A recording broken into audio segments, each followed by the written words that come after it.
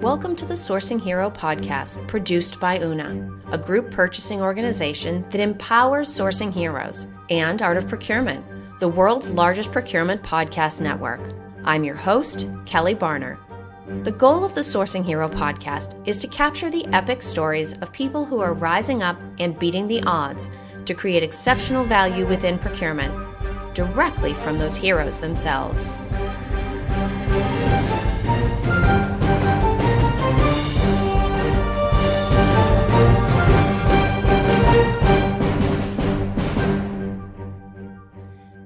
Today, my guest here on the Sourcing Hero podcast is Ian Arthurs. Ian is the founder and CEO of Circular.co, a supply chain platform designed to close the gap between supply and demand for recycled goods like plastics. In this role, he is applying his 2 decades worth of experience with digital platform leadership to solve global sustainability problems by addressing illiquid markets. So, hi, Ian. Thank you so much for being with me today. Hey, Kelly. How are you? Great to chat again. Thanks for having me on. Absolutely. Now, I shared a little bit about where you and your team focus in my intro, but I'd love the opportunity to learn a little bit more about you before we get started. So what should people that haven't met you yet know about you before we dive into our conversation today? All right. Yeah. So what should people know? What's non-obvious if you go and read my LinkedIn profile or something like that? I think there's 3 things that immediately jump to mind. One is I'm not a commodities or a manufacturing industry expert, right? So I describe myself as a tech business leader, helping solve material physical problems, right? So at the intersection of bits and atoms. I'm also not necessarily a climate activist or somebody who leads with climate thinking. I'm somebody who leads with business and economic thinking. And that leads me to my second thing, which is my real professional passion. What kind of really gets me going is the intersection of illiquid markets, economics, and environmental problems now. And I really start to nerd out on economics. That's when I get excited. And lastly, I think if I look back on the last 20 years at companies like Google, Airbnb, TaskRabbit, and Medium, I reflect back that what I really appreciate in technical products is simplicity and ease of use. So I find myself always driving towards layperson's language, towards simple things that we can easily understand, because we as humans tend to gravitate towards things that we can understand. So that's kind of the non-standard stuff that you would get to know about me if we actually have a chat for an hour, which we're doing now. So happy to dive into any of those as we go. Absolutely. Well, and speaking of non-standard things, one little detail you shared when you and I last spoke is that you would pretty much always rather be fly fishing. Now, I'm positive, Ian, that does not apply to this particular session. I'm sure you would rather be nowhere in the world but sitting here with me having this conversation. I am deeply focused and present in our conversation, yes. But do tell, what do you enjoy so much about fly fishing, and how does that passion connect to the work that you do at Circular? Yeah. Oh my God. I love that you brought this up. It's so non-standard for a discussion like this. It's great. Yeah. I just love fly fishing. I'm such a nerd about this stuff. I've got like 30 fly rods and my garage is full of gear, and I spend weeks out of a year going to just fun, crazy places in the world that are in the backwoods. I also, by the way, love skiing and hiking and getting out with my family. And really at its core, it's about being in beautiful places in the world. And to get to your questions, like how does this whole thing about my personal passions kind of drive my professional side?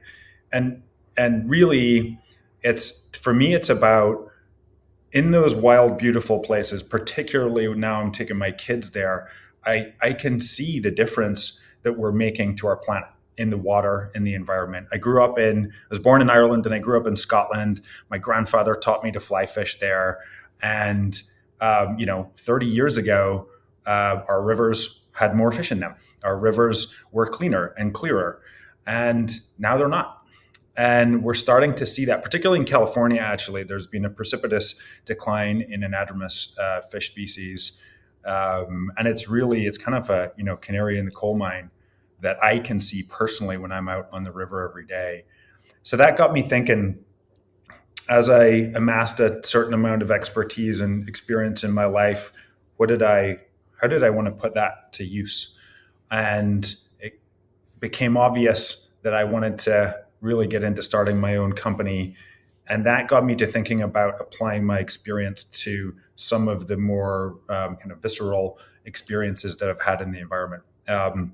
So my first idea actually was to take on the water issues that we're seeing in California and the West. And it turns out when you unravel that, it's a global water crisis that we're facing. Short story, very, very challenging to apply technology to some of those issues that we're seeing in the world of water and water shortages. It's really more of a policy issue at this point, and particularly with agriculture. So I didn't see a match necessarily applying directly my skills to my passion, as it were.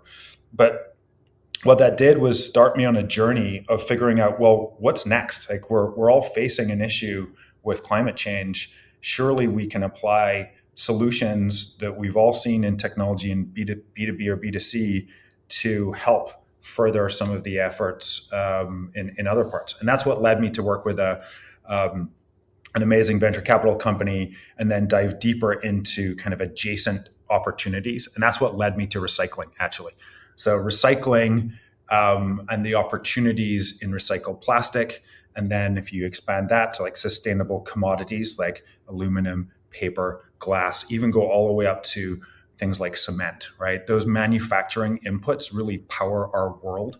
And we're on the immediate change of having those things go from carbon intensive inputs to recycled, more environmentally preferred inputs.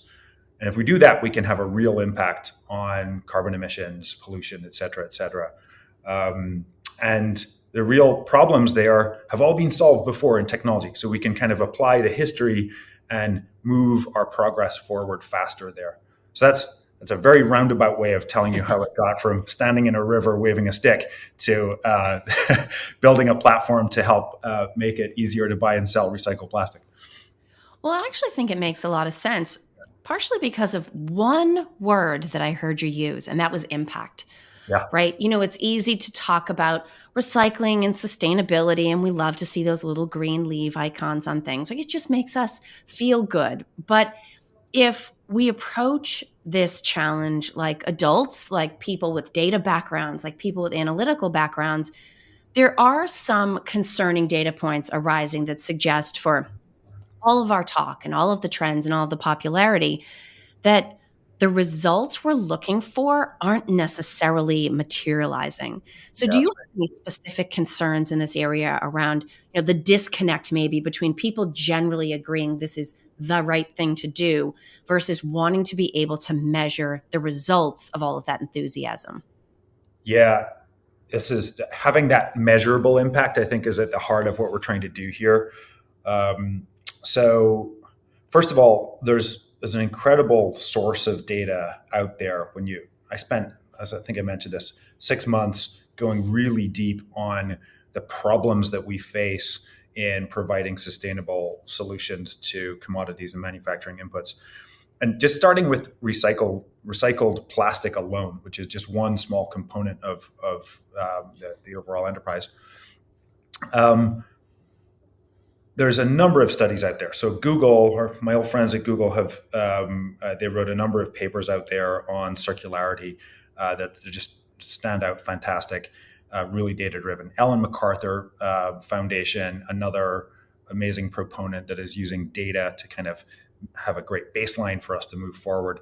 They get together with thousands of manufacturers and brands throughout the world and help them figure out ways that they can commit to reducing virgin plastic and then measuring that as well.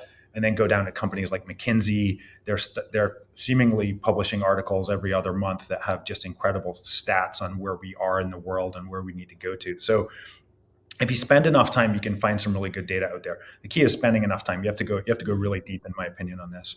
And the story that I just found just incredibly appealing to try and apply my skills to, really started in that plastic space, right? So if you think about what the current plastics industry looks like right now, it's phenomenally large. So, and it's just in everything we do. Like, I'm sitting at a table beside a window, and almost everything in front of me has some level of plastic in it, right? So plastic is an incredible technological innovation that allowed us to evolve to where we are today. Really, it's just foundational. It's the fabric of our lives, and it's awesome. But it's causing an issue, and we need to figure out how to make it more sustainable going forward. But so first of all, like a little scale, and this stuff blows my mind. So plastics industry today is about $600 billion worth a year, and that's based on about 400 million tons produced every year, right? And for anyone that's like me, those are nice big numbers, but I can't figure out what the scale of that is. Like, what does that look like physically, right? So that this helps me understand the size of the problem. So I did a little math, and if most of my assumptions are right, so if we put that in trucks, let's say all of this plastic was in what's called resin or pellets, which are like tiny little things that are the manufacturing input, and you filled regular old semi trucks up, it goes around the world. Those trucks, put nose to tail, goes around the world 12 times. Wow. So that's the volume of plastic that is produced every single year. And when I think about that, I think about trucks lined up going around the world 12 times. Like, okay, Yeah. wow. Okay, next question. How much of that goes into recycling and gets another life? And how much of it goes into our oceans? How much of it goes into landfill? How much of it goes into the air? And this is where it starts to get a little more worrying, right? So there have been a number of studies that show that less than 10%, about 9% of all plastic, produced is actually recycled. And there's been a number of studies recently to show that in the US, it's maybe significantly lower than that, as little as 5%. Okay, that's not great. 15% is incinerated, or also called energy recovery, which is a fancy way for saying burned. And obviously there's pollution issues with that. And the rest goes into landfill, right? Or is litter. But the landfill is an easy way to kind of scrape things away. But obviously that has significant environmental impacts, and all of our landfills are filling up as well. So that's where all that, 400 million tons goes. And it's non-sustainable, obviously. So that's the background. When you look at that and you think, oh, geez, that's how are we going to start to kind of make a difference in that, and where do we go from there? I think it's always positive to look at, well, somebody's doing well across the world in terms of recycling. There's always pockets of, oh, wow, that's great. Let's try and figure out that best practice. Countries like Germany, or Scandinavian countries close to Germany, their recycling rates are way higher. So they're on the top decile of recycling. They're in the 30% rates. They also recycle things like plastic bottles, like the PET bottles, the majority of those, so way north of 70%, which is incredible, right? So like we can do better. We can create more circularity. It's not all doom and gloom, but the averages are not great. And Ellen MacArthur Foundation just launched another study from 2022 data saying that effectively our collective ambitions are not being met. So most brands worth their salt have some kind of commitment to reduce their dependence on plastic, virgin plastic, by 2030. And we really haven't actually collectively made that much impact on that goal in the last 4 years. That's the headline. There are pockets of success, there are pockets of not, of course, but the average says that there's not that much movement. And we can point to things like the pandemic and things like global supply chain shortages as reasons, but really it's more fundamental than that. There are multiple blockers in the industry that are stopping us from becoming more recycled, using more recycled products and having more reusable products. And that's where the studies go, and that's where our company has really gone to. So that's the worrying stuff, right? And I think it's really important to look at that worrying data and say, okay, well, how might we make a change? So that's really where we are today. And if you'd like, I can kind of go into a couple of the pockets that we've seen, those companies that are doing well, the companies that aren't doing well in our journey. We've kind of figured out where the problems lie. And if you define where the problems lie, then you can start to say, okay, well, here's how we can apply solutions and create circularity. Absolutely. No, would love to hear a couple of those stories. Maybe let's start with the juicy stuff. Where are things not going well?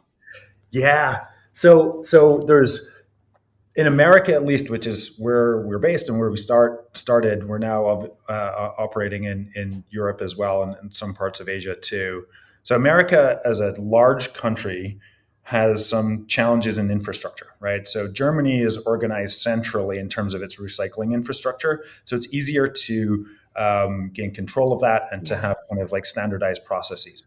America is run by federal government, obviously, and then local governments as well, but each municipality effectively has its own recycling programs. So when you've got thousands of those, it makes it really hard to create standards. So the studies that our friends at Google pointed to said there's really two main problems in creating more circularity and increasing the effectiveness of recycling.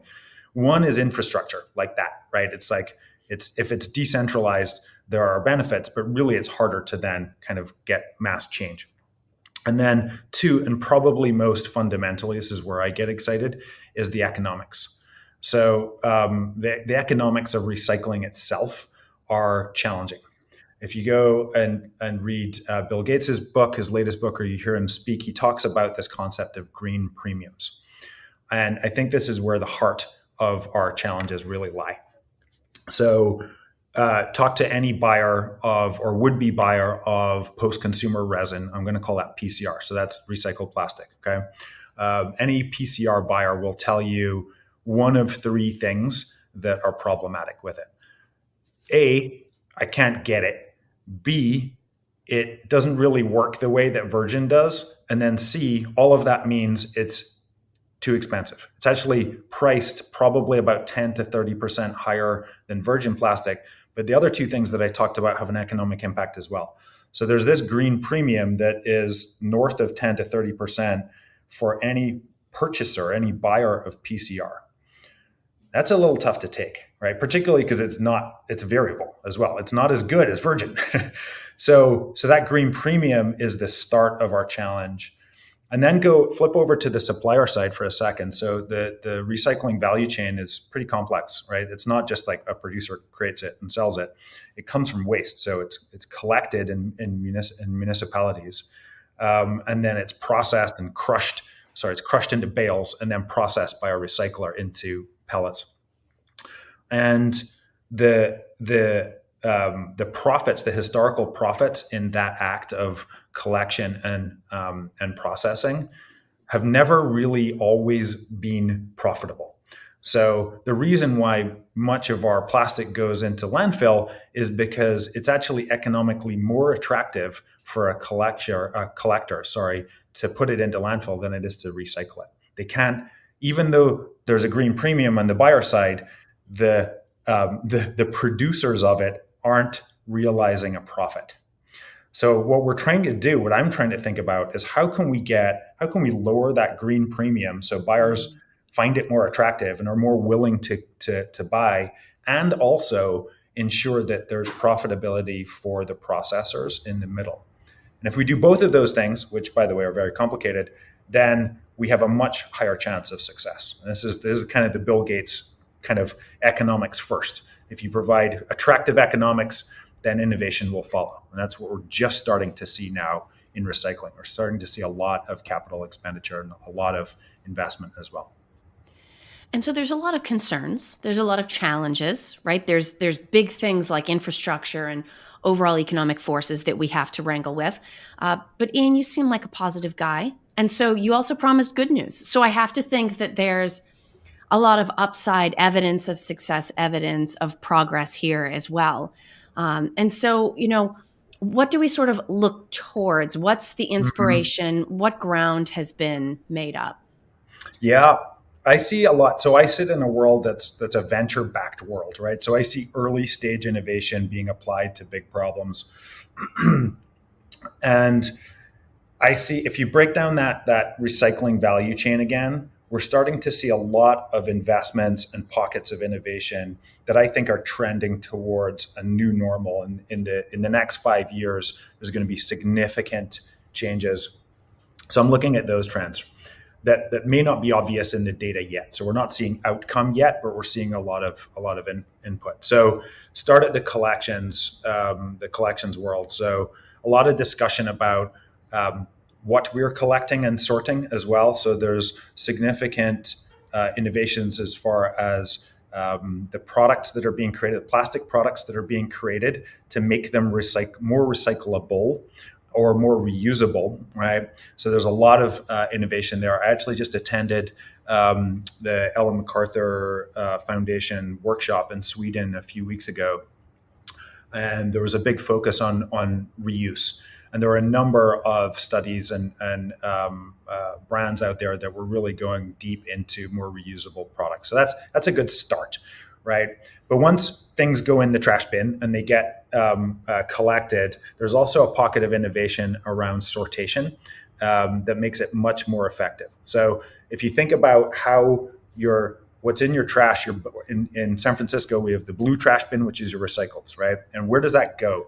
So it goes to a material recovery facility or a MRF, and it gets sorted in some way, ranging from hand sortation, humans digging through it and going from left to right, all the way to what we're seeing now is super advanced infrared AI-driven sortation that has puffs of air or a robot picking things out in order to create almost perfect sortation. So you can now, but it will be in the future. You can say, I want 100% clear PET bottles, and it will allow you to do that, right? So AI driven sortation is a big thing in collections. Price needs to come down, needs to be adopted more, but we'll get there. In processing, which is you take bales of crushed plastic, you clean it, you melt it, and then you extrude it. Um, the biggest pocket of innovation really is what they call advanced recycling, but it's also called chemical recycling, which is breaking the polymer down into its kind of core monomers and then rebuilding it so it's almost virgin quality. And that's a huge area that is very promising, but it takes a lot of capital and there's a lot of work to do in order to scale that up. So there's a number of companies doing that now with varying degrees of success. So it's super small scale today, but in 5-10 years, we're going to start to see almost virgin-like quality recycled material, which gets rid of one of those blockers that I talked about, which is recycled material isn't as good. So that's really promising as well. There's a number of other kind of studies and things that are still in a lab as well that are promising bioplastics, for example, to organics that will break down plastics in other ways, but again, very small scale. And then lastly, go to the buyer side, right? And part of the challenge of buyers, PCR buyers, and folks that listen to your podcast, the procurement folks, it's really hard to go and figure out if you're challenged by your company to go and buy, X thousand tons of PCR. How do you start? Where do you go? And the market, there was never really a market, right? Until 4 years ago, there was no real easy way to navigate this market and find out where to get supply, how much it should cost, how do you ship it, what's the quality of it, how do I test it? All of those things are now coming into being right now. So companies like us, we help to provide that solution to navigate the market, to help buy and sell, and just make it easy. So that's happening here. It's happening in Europe, all over as well. So those are just a few examples of kind of pockets of innovation that, when you sum them all up over time, we're going to make some significant impact. Well, it's interesting. It's almost like getting a look behind the curtain. right? Because I think most of us recycle at home, may recycle at the office, may participate in that in a restaurant, in a store, when you have a choice of where to put something that you don't want anymore. But the level of complexity, and then especially when you bring in the idea that all of this VC backing and early stage innovation is attacking this challenge with its vast resources, clearly, as much as there's enthusiasm, it's like if people really knew the full story of what's going on, it's both more challenging and also more exciting than anything we might have imagined without having access to those details. Yeah. And so I'm actually really going to be interested to hear your point of view. Sourcing Hero listeners know this is our tradition. You Mm-hmm. get the choice, Ian, between one of two questions. Either how would you define what it means to be a sourcing hero, or what do you think heroism looks like in a business context? So I'll give you that choice. Okay. Okay. So as a CEO and as a founder, Kelly, when I'm given choices like that, binary choices, typically I reject them. I say, I want them both. Right. And then my team will be like, well, you got to prioritize them, Ian. And so, okay, fair. I get it. What I'm going to try and do, though, is try and give you a story to answer both. Okay. So, first of all, the meaning in business to me of a sourcing hero is finding solutions where none seems possible. Like that's what I love. That I love when somebody can find that solution where 20 other people before them have thrown their hands up and they just say no, it's impossible. So that's what I think heroism is in this industry that I now find myself in, right? Which is finding sustainable alternatives. So a couple of people come to mind when I think of that. A guy in my board, Adam Lowry. He was the founder of Method and Ripple Foods as well. And very early on in the founding of both those companies, they started with the principle of 100% recycled and recyclable packaging. And this is way before the trend of this now. So trailblazing. Yvon Chouinard at Patagonia and the team at Patagonia are incredible as well. But I'd also call out companies like Airbnb and TaskRabbit, that the ops teams that work in them have found nascent illiquid markets where supply doesn't meet demand and have found a way to create supply, right? Which is the nature of kind of sourcing. You go and find what you need in order to create the product you want. And Airbnb is the most obvious example. Millions of hosts worldwide that are actually creating some meaningful income that didn't exist 15 years ago, right? So that's the stuff that I think is heroism, is finding ways to create more liquidity in those markets. So that's my core answer to what you're saying. I would add the other thing, which is a little bit more about how that can come to be. And for us at Circular, and following some of the executive coaching that I've benefited from my career, so at Google and Airbnb and TaskRabbit, there's a couple of executive coaches that have helped us think about how do you get into that mindset of being that hero, being that sourcing hero that finds the way through. And the answer we have internally is this kind of process, this tool that we call the hero's journey, actually, right? So it's nicely related to your podcast here, but the hero's journey follows anthropological study that was done by a guy called Joseph Campbell a while ago, and he took a massive study throughout many different parts of the world and found that common kind of storytelling has an arc to it. So it goes around, and the average story that lasts the test of time has an arc to it.